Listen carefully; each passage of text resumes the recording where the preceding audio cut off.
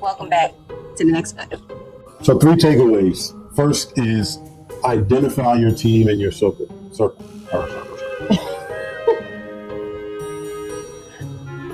No, I just can't sit. I can't sit back like you. You got long legs. I can't sit back. Make sure they like swinging this way.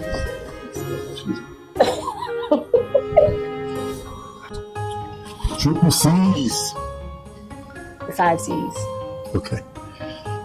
So, Go on, keep going. yeah, spit it out. No, that shit, my mouth's pretty dry. That was good. Yeah. Okay. What name was? Yes, I'm going to teach. You put the dogs at them. Hold on. I got it. Yeah. Welcome back to the next episode of Team Whittaker. I'm Barbara Whittaker. Team Whittaker. Welcome back. Thank you for joining.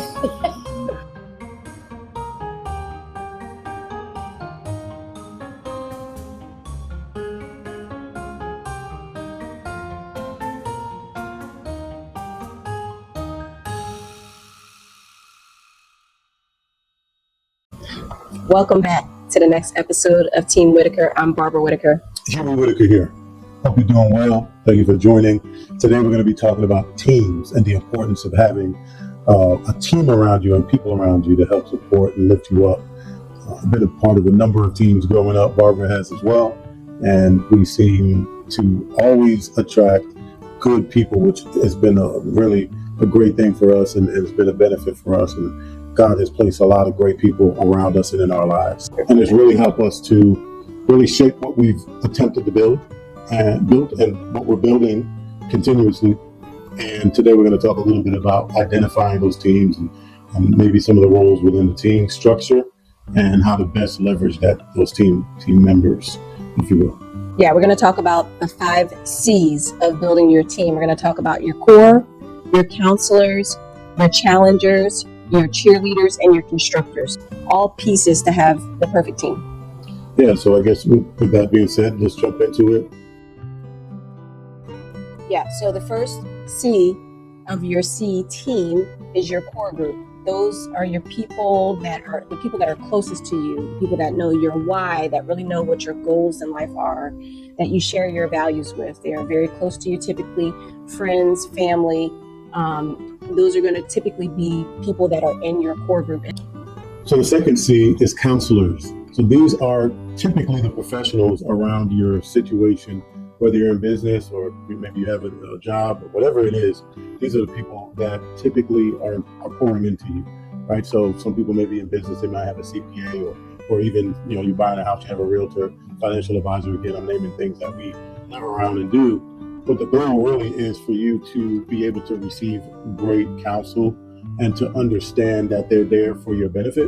Again, those counselors are there to help you make the best decision despite the circumstances surrounding you. The next C are constructors. These are the boots on the ground. These are the people getting their hands dirty. They're doing the work with you. They're grinding with you. They're in the ditch with you. They're, in the think tank with you. And they're putting work in. They're standing side by side with you on this vision that you may have. They believe it, they see it, and they are doing the dirty work with you. It's very important to have those kind of people that can support you because you can't do everything yourself. So if I were to just give you an example, we're very family oriented. I will say my mother is a constructor in this particular instance, right? She may not be helping with my business per se, but she's helping my business when she helps with the kids, or Huey's mom helps with the kids. His mom was here today teaching the girls how to cook. That's an important part of constructing this team that we are building. So they act in that role. But we also have people like very close friends of ours that help us in the foundation, or they help us with our business, or they help us with, anything that we do, when it comes to real estate. Those are constructors. They're doing the work with us. Extremely valuable. I think sometimes they can be overlooked, but they're extremely valuable. And they're not ones that are, sometimes I think people take them or think that they're poking their nose in places that they maybe shouldn't be. But they care about you.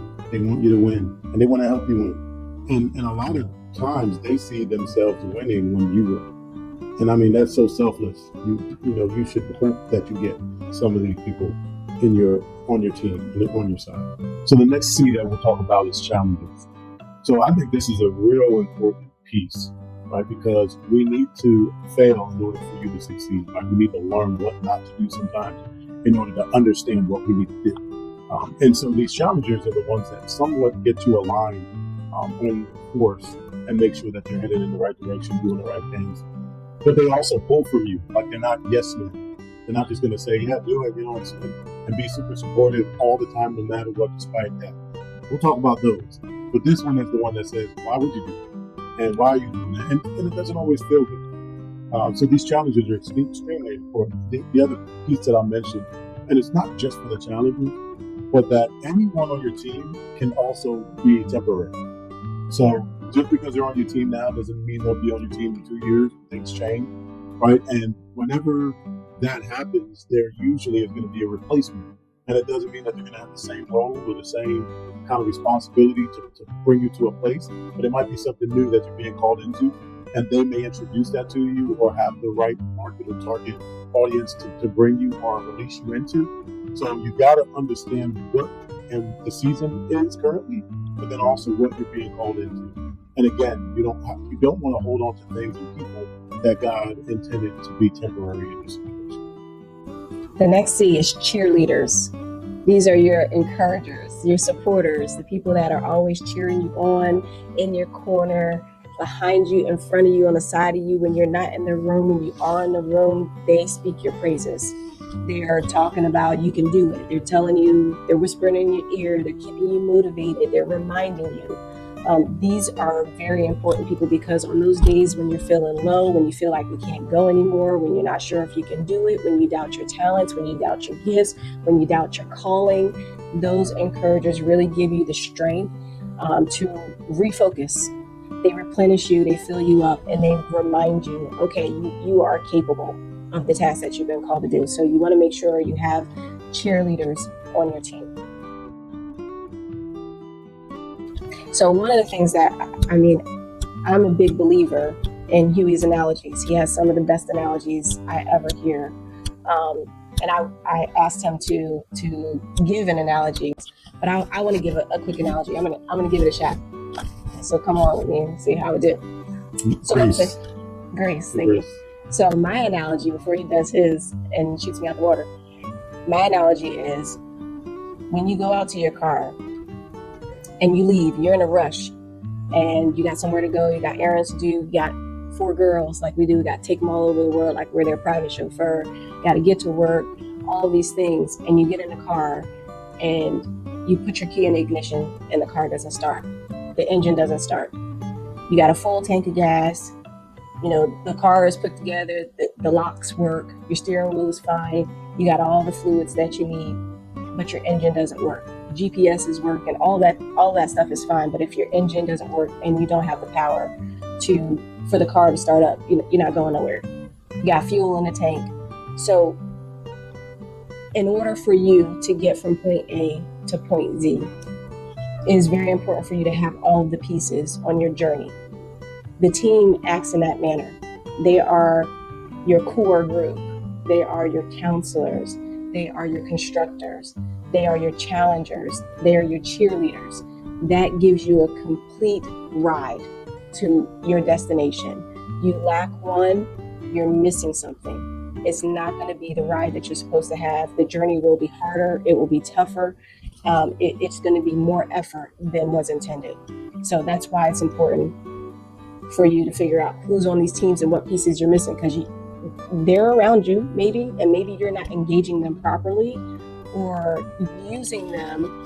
And I hate to use the word use, but utilizing. Thank you. Utilizing them and their talents, because they have a purpose too. We all have a purpose. I have a purpose to serve people as well. It is not just for my benefit, and I'm not the only person looking for something. I too must identify who I am to other people as well. So it's not a one-way street. So that's my analogy. What's yours? You pour into people and they pour into you, right? So it has to be two-way. It has to be an open, flowing kind of point of reference for how you deliver. So I don't have a metaphor. I don't have an example. Okay, good. So I think that was good what you did, and just going to leave it at that. So 3 takeaways. First takeaway is to identify your circle. You have to start identifying your team, who they are, what they provide, how you can best utilize them. Yes. On the opposite of that, also in the identification process, you want to know who you've misrepresented as someone to be on your team. A lot of times we will have a friend, we will have a family member is just toxic. They're not helpful. They're not going the same way you're going. They don't share the same values. They don't provide any value at all. And really are maybe pulling you the wrong way. So you should identify those people as well that you maybe need to start distancing yourself from. The misalignment is holding you back. Which leads us into the takeaway number 2, which is the engagement. So you should really start to develop the team members and your circle that you identify as being helpful to you, and also those that maybe you need to create some separation between yourself and them. Doesn't mean that you should just abandon people or leave people where they are, but just understand who they are and the role they play in your growth. Because that's the key to this whole thing, is that you're going to grow to a place, and we'll talk about this in a second, and the third takeaway, you're going to grow to a place, right? And the team members that you currently have in your life are going to grow with you. So you want to develop a relationship. They want to help you, but you need to understand how they can help, and they also may want to understand maybe how they can be better on your team. Yeah, I mean, I think that it's going to be important in this phase to really make sure you're identifying the skills and assets of those particular team members. So you want to carefully understand and evaluate, what am I speaking to this person about? What I tell this person in my core group, I am not necessarily going to tell my challenger per se. I may come and I may pour something out to my cheerleader, and they say ooh, hurrah, hurrah, hurrah, but then I go to my counselor, and my counselor is, I'm telling them another thing. So you really want to identify who falls in what categories, and that will help you clearly extract the information that you're discussing with those people to really maximize those relationships. And lastly, pouring out and pouring in. So those team members are pouring into you. They want you to succeed. They want you to do well, and they're pouring into you. And with that pouring, it needs to be a continuous flow. And so we need to pour into others. So you're going to grow, and they're going to also grow. But now we need to bring that and create a reciprocation to where we're pouring into others. And that's really a divine continuation of the blessing. And so we need to make sure that we do that. I'll give one analogy, and I just think this is a great one that goes down in the books. But if you have your hand open, then you can receive, and you also can give. A lot of times people get anything, get money, get things that they feel and value and feel that it's the best thing ever. And they start closing their hands because they want to hold on to that thing. They don't want anybody to utilize it. They want anybody to touch it or take it from them. But they can't give it, of course, because their hands clenched around the thing, but they also cannot receive maybe from anyone else that wants to give to them. So we have to have that hand open. This is a continuous flow. This is a pouring in and pouring out. It should be structured this way to where we can continue the flow of blessing. Yeah, and this phase is the uncomfortable phase for a lot of people. It's very hard to be both a giver and a receiver. Some people that are very great at giving have a hard time receiving, and vice versa. So this will be an area where, he already said this is the growth phase, where you're going to stretch yourself and you're going to do things that will make you feel uncomfortable, but they are all in the process of growth. Until next time. That was abrupt. Thank you for watching. Continue to like, subscribe, share, all that good stuff. Start strong, grow bold, be fruitful. Is that a bad ending?